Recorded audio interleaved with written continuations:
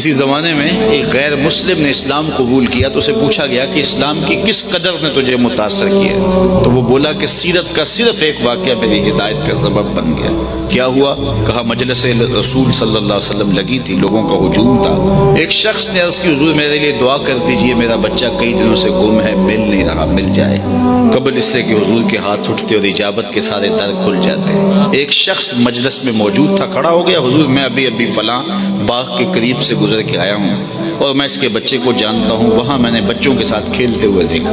باپ نے جب سنا کہ میرا بچہ فلاں باغ میں ہے تو اس نے دوڑ لگا دی، فرمایا اسے بلاؤ۔ بلایا گیا، بہت جلدی۔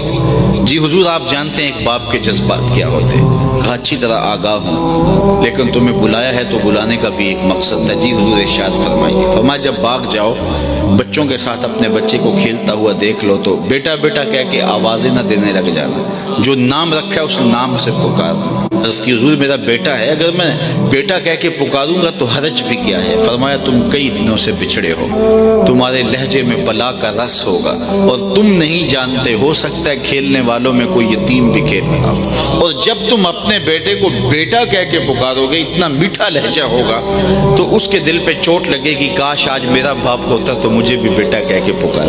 کہا یہ شوق گھر جا کے پورا کر دیتا، کوئی لاؤ تو صحیح کائنات میں ایسا۔ بیوہ کے سامنے اپنی بیوی سے پیار کرنے سے روکا گیا، یہ شریعت بیضا کا مزاج ہے۔ غریب کے سامنے اپنی دولت کی نمائش کرنے سے منع کیا گیا ہے، بلکہ میرے حضور نے یہاں تک فرمایا اپنے گوشت کی خوشبو سے غریب ہمسائے کو تکلیف نہ دو، یا تو تھوڑا سا پانی زیادہ ڈال لو اور شوربے کی ایک پیالی ہمسایوں کے گھر بھی بھیج دو، اور اگر ایسا نہیں کر سکتے تو ایسے زاویے میں کھانا پکاؤ کہ اس کے بچوں تک مہک نہ پہنچے۔ بچے ہوتے ہیں ضد کر بیٹھے تو وہ مزدور کیسے ضد پوری کرے گا؟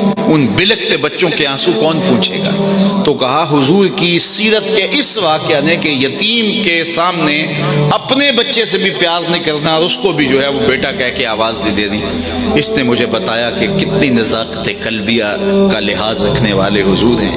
رب بھی قرآن میں کہتا ہے عزیز علیہ ما عنتم، تمہارا مشقت میں پڑنا نبی پہ گراں گزرتا ہے۔ اے امتی تیرے پاؤں میں کانٹا چبھے تو تکلیف مجھے ہو۔